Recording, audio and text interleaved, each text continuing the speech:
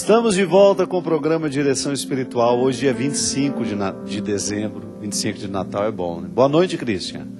Comeu muito leitor?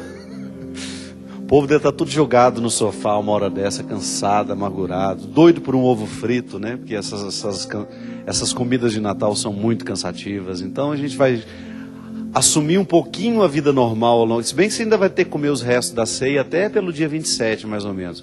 Quando você estiver se curando, começando a comer de novo arroz, feijão, chuchu, carne moída, aí já vem a ceia de ano novo, que você vai ter que comer até lá pelo dia 4 também. Então, esse infortúnio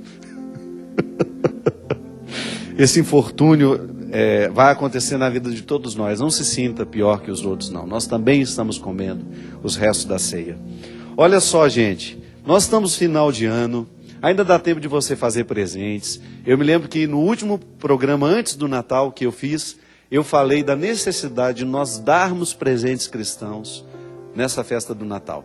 É importante demais que a gente amarre os nossos presentes ao significado da festa. E olha aqui que beleza. Nelsinho Correia lançando coisas de Nelsinho Correia. Agora que eu estou entendendo por que virou uma polêmica no Twitter, na semana da pregação do Osana Brasil, que eu falei das pessoas que são apegadas ao Fusca, que tem... Ô Nerso, né? Não era o seu caso não, viu? Não era mesmo. Mas de qualquer maneira está aqui, ó, Nelsinho, agarrado no Fusca dele. Quando eu falava do apego, eu falava de maneira geral a todos nós que nos apegamos às nossas coisas. Eu falava que não precisa ser muito rico para ficar apegado. Tem gente que se apega ao Fusca. Aí algumas pessoas maldosamente acharam que eu estava falando do Nelsinho. Nelsinho vai lançar esse CD. Você que vem para o acampamento de Ano Novo, você vai ter a oportunidade de ver, ouvir e cantar com o Nelsinho na noite, dia 31, Cristian. Você vai estar também, não? Você que vai tocar? Venha passar o seu Réveillon aqui na Canção Nova. Lembrando que ainda essa semana dá tempo de você participar da nossa promoção Casa Nova, Canção Nova e muito mais. É só adquirir essa palestra, Aliados pela Força do Espírito, que é um conjunto de 3 pregações. Padre Léo, do Monsenhor Jonas Abib, o nosso querido Márcio Mendes, e você tem a oportunidade de participar dessa campanha e de concorrer a uma casa mobiliada. Imagina que beleza, você vir a Canção Nova e ter o seu cantinho aqui. É o presente que a Canção Nova está dando a todos aqueles sócios que estão nos ajudando a virar o ano sem dívida. Então, comprando essa palestra, você concorre. O livro Quem Me Roubou de Mim, o CD e DVD Queremos Deus também são produtos especiais para essa época do ano. E nós ficamos muito felizes em poder dar a você a oportunidade, através do Davi, de ter muitos produtos evangelizadores para você poder presentear as pessoas. Vamos atender aqui os nossos e-mails, pessoas que escrevem para nós. Achei interessante essa aqui. Ela não quer ser identificada e você logo vai saber por quê. Ela me diz: Padre Fábio, o padre de nossa paróquia é muito jovem, bonito, acolhedor, e isso tem gerado muitos problemas na nossa comunidade, pois ele tem provocado muitas paixões entre as mulheres. Eu sou amiga dele e confesso que o vejo como um excelente partido para o casamento. Gosto muito dele, sempre que tenho problemas o procuro, ele é muito acolhedor comigo, e desconfio que eu o veja de outra forma. Não o veja como padre, porque estou percebendo que sinto ciúmes quando o vejo conversando com outras pessoas. Meu questionamento é o seguinte, padre: eu posso investir nesse sentimento? Será que não seria uma forma de mostrar a ele a verdadeira vocação? Será que Deus não poderia mostrar a ele, através de mim, que ele está no caminho errado? Gostaria muito de ter a sua... Como é que ela falou aqui? Não entendi. É como se fosse a minha apreciação, né? Na verdade, não é bem uma apreciação, um posicionamento, né? Ao mesmo tempo, gostaria muito que o senhor rezasse por mim, porque sou cristã e não gostaria de errar. Fica com Deus. Minha filha, eu acho que não é nem honesto, né, da sua parte, porque, primeira coisa, um padre ele tem que ser acolhedor mesmo. É muito bom que o padre aprenda desde pequeno, né, desde quando ele entra no seminário, que um principal gesto de evangelização nos dias de hoje é acolher. Acolher é evangelizar. Quando um padre tem um sorriso, mesmo, claro, há dias em que a gente está mal-humorado, que a vida está mais difícil, mas sempre que eu tenho a oportunidade de estar com a minha comunidade, de estar com o povo, nos eventos que eu vou, nos programas que eu faço, com as pessoas que eu encontro pela rua, a primeira coisa que as pessoas esperam de mim é o acolhimento. Então, pelo amor de Deus, isso não pode servir de causa de confusão entre as pessoas. Não é porque o padre é acolhedor que ele esteja, não significa que ele esteja em confusão com a vocação dele. Acolher é a primeira vocação dele, não é verdade, Cristo? Imagina, se você achar que isso é um problema, o fato dele ser acolhedor e dele atrair as pessoas para ele, não. O problema é o que ele faz com essas pessoas que ele atrai. Porque atraente, no sentido de fazer as pessoas quererem estar por perto, deve ser um papel de todo padre. É muito ruim quando eu, como padre, percebo que a minha atitude joga o outro para fora. Afasta, ao invés de acolher. É muito ruim quando eu identifico que o meu jeito de ser padre afasta as pessoas de mim, ao invés de favorecer o encontro. A gente está falando aqui hoje, né, que o Natal provoca dentro de nós conversão. O líder religioso é aquele que vai pastorear. Eu pastoreio a minha conversão e tenho os meus amigos que me ajudam nesse processo a identificar dentro de mim o que precisa ser melhor. Agora, o padre, o líder religioso, o diretor espiritual, é aquele que vai nos ajudar a sinalizar o que precisa evoluir dentro do nosso coração. E o primeiro passo para isso é a gente se sentir acolhido. Então, é papel do padre acolher. Que não confunda o que está do outro lado, recebendo esse acolhimento. É claro que, num contexto de muita carência, as pessoas vão achar que aquele padre, porque está acolhendo, que ele pode oferecer algo além do que ele vai oferecer como padre. Aí é uma questão de honestidade, minha gente. Eu não acredito, minha filha, que o seu padre esteja na vocação errada. Talvez por causa de uma carência que você tem, ou até mesmo de um sentimento desordenado que você desenvolveu por ele, você esteja alimentando a pretensão de que ele esteja no caminho errado. Mas não é ele que está no caminho errado, é você que está desejando o que não é seu. Uma relação entre padre e fiel, ela tem de ser sempre muito cuidadosa. Eu sempre digo isso. Eu tenho muito cuidado com as minhas amizades, com as pessoas que se aproximam de mim, porque eu sei que essa confusão pode existir do outro lado. Eu já tive 1000 motivos para duvidar de algumas pessoas, eu já tive 1000 motivos para acreditar, e isso acontece o tempo todo. Eu acho que quando a gente tem uma vida em Deus, quando a nossa experiência, que o padre tem de ser um homem de profunda experiência de Deus. Ele tem de ser um homem de oração, ele tem de ser um homem que vive no seu dia a dia as restrições de maneira saudável, de maneira mística, né? Eu preciso fazer das minhas restrições a minha oração. As minhas restrições participam da minha experiência. Eu tenho de ter intimidade com Deus. Como é que eu quero ser um líder religioso se eu não tenho intimidade com Deus? E é na minha intimidade com Deus que eu peço o discernimento para saber quem eu quero perto. Porque às vezes você tem gente que insiste muito em ser próxima do padre, em ser amiga, em levar para casa, em fazer isso com ele, em fazer aquilo com ele. O padre vai saber muito bem onde é que ele pode pisar, onde é que ele não pode pisar, à medida em que ele pede a Deus esse discernimento.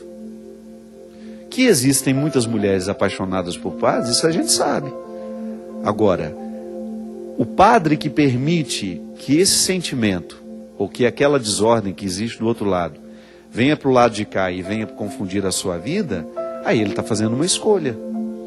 Agora, pelo que me consta, o seu padre está apenas querendo desenvolver bem o papel dele, de acolher a comunidade, como a comunidade merece ser acolhida.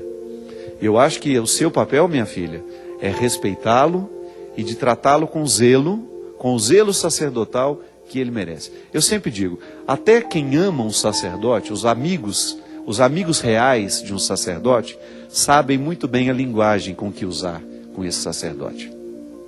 Linguagem dúbia, a mim não interessa. Eu só gosto de quando as pessoas são claras comigo e eu sei que do outro lado existe pureza de intenção. Porque eu não vou ficar alimentando um vínculo, não vou responder a uma pessoa que eu sei que ali existe uma desordem no sentimento. Porque a palavra amor, minha gente, ela é muito facilmente deturpada nos dias de hoje. Eu posso ouvir eu amo você de uma maneira, você pode me dizer isso, padre, eu amo você, e eu interpretar isso de 1000 formas. Então precisa ser clara, que amor é esse que você diz ter por mim? É um amor fraterno? É um amor que respeita a minha opção?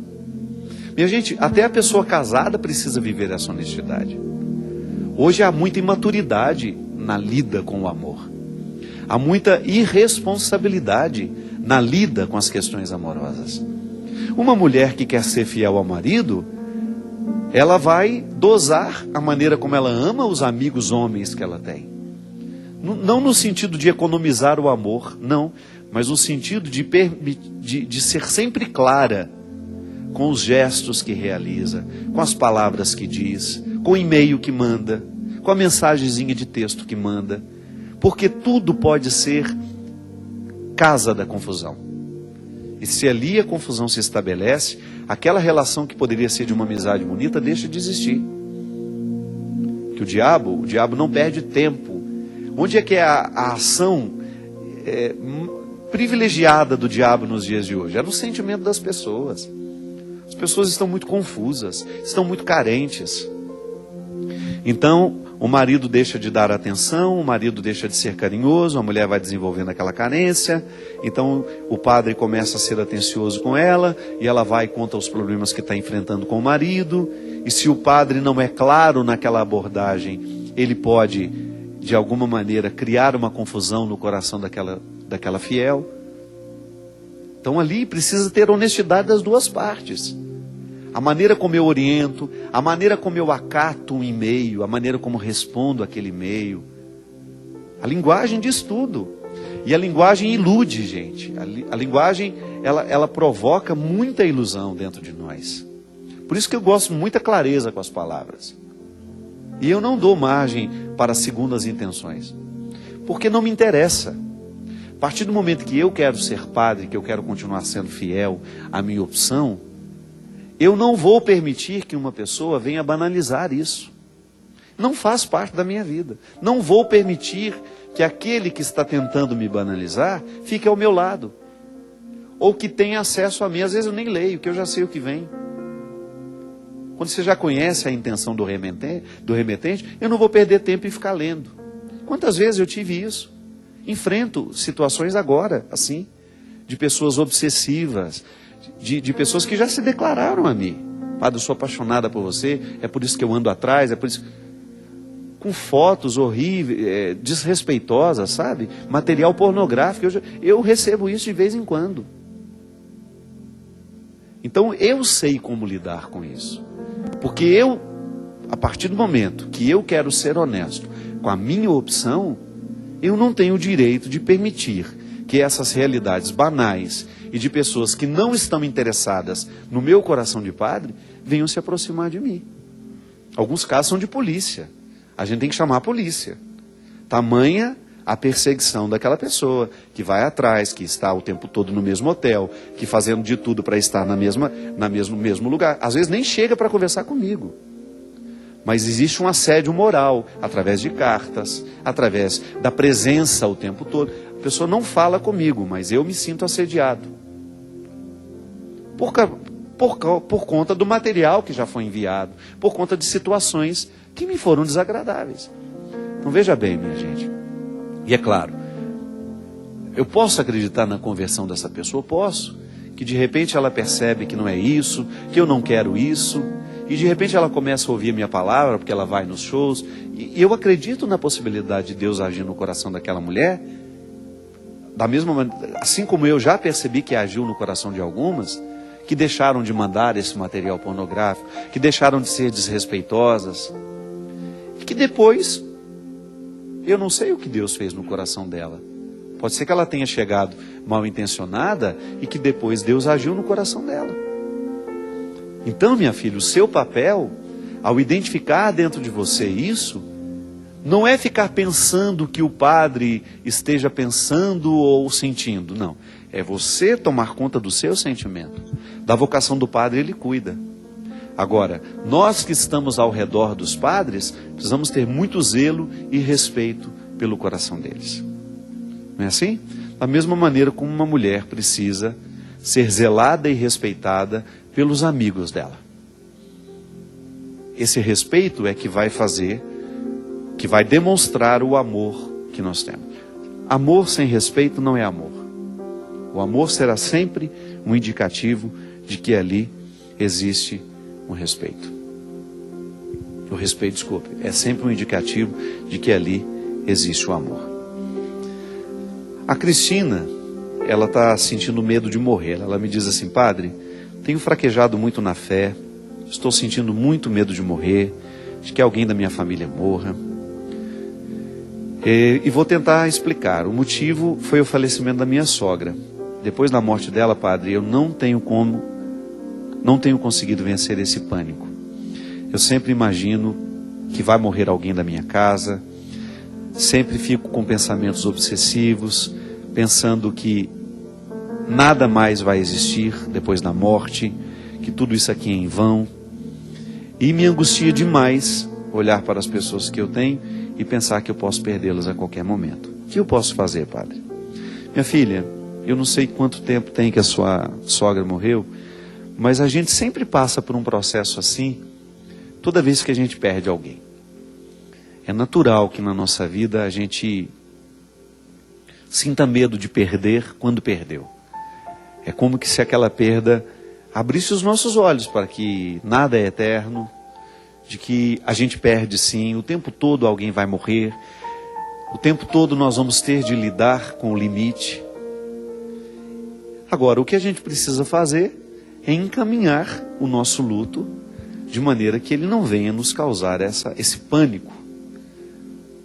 Como que a gente pode fazer? Eu acho que a oração ainda é o melhor caminho para nós curarmos esses traumas. É claro que buscar a ajuda de um psicólogo, quando isso se estende muito. Mas sabe, antes de você dormir, você rezar um salmo de confiança. Tem tantos salmos aí na Sagrada Escritura que nos ajudam a dizer essa confiança. O Senhor é minha força, é a minha proteção, em Ti nada temerei. De você buscar uma palavra, uma oração, de você pedir a oração de outras pessoas. Os grupos da renovação carismática, eles são muito bons nesse sentido. Porque lá existem pessoas que gostam de rezar umas pelas outras. É tão bom quando alguém põe a mão na nossa cabeça, reza por nós. A gente se sente mais acolhido, sobretudo no momento dessa fragilidade, Cristina. Procure participar de um grupo de oração, procure fazer a leitura de um salmo de confiança ao final da noite. Não perca a oportunidade de criar essa vida mística. Sabe, a oração ela tem um efeito terapêutico sobre nós. Nós precisamos rezar. E essa oração, ela pode ser feita através da palavra, ela pode ser feita dentro de uma igreja silenciosa, sabe? Você de vez em quando se refugiar na igreja da sua cidade, no horário em que não tenha muitas pessoas, fica ali, diante do Santíssimo, fique em silêncio e peça a Deus que Ele venha preencher esses espaços que foram abertos pela perda daquela pessoa. Você perdeu a sua sogra, ela devia ser uma pessoa importante para você, você devia ser muito ligada a ela, e agora está sentindo essa insegurança, que é um processo humano natural, mas que a oração pode nos ajudar muito. Minha gente, nós estamos chegando no final do ano. Nessa noite de Natal eu quero agradecer a você que esteve conosco ao longo deste 2013. Foram muitos programas de direção espiritual aqui pela Canção Nova. Agradeço muito ao Sistema Canção Nova de Comunicação pela oportunidade de estar aqui. Agradeço você pela confiança, por ter me dado a oportunidade de participar do seu Natal diário, né? A gente sabe que a dinâmica da vida cristã consiste em receber o menino Jesus todos os dias na nossa vida. Todos os dias nós temos a oportunidade de fazer o Natal acontecer na nossa vida, porque não existe vida cristã sem o nascimento de Jesus dentro de nós. Eu desejo que ele nasça no seu coração todos os dias. Que você não se sinta só. Que nos momentos difíceis da sua história, você se recorde desse menino que está com você. Desse menino que precisa crescer com você. Desse menino que lhe amadurece, que lhe dá condições de escolher melhor a sua vida. Desse menino que lhe preserva da morte. São tantas situações de morte que podem ser deixadas de lado quando nós escolhemos de maneira correta. Que Deus nos dê o discernimento, que o menino Jesus nos ajude a discernir o que será melhor para nós. Que em 2014 você possa ter essa presença do menino dentro do seu coração, com a mesma intensidade, com a mesma profundidade com que José teve. De observar esse menino, de recebê-lo na sua vida e de permitir que ele faça a sua noite ser sempre feliz. Uma noite feliz é uma riqueza muito grande. Muito bom quando a gente deita a cabeça no travesseiro e a gente dorme tranquilo. Isso sim é uma noite feliz. E é o que Deus quer trazer à nossa vida. Uma infinidade de noites felizes. Uma infinidade de noites bem dormidas. Porque só o coração que está em paz também descansa em paz. Muito obrigado. Um bom Natal para você. Que Deus abençoe muito você e sua família. E que as graças do céu sejam derramadas abundantemente sobre vocês.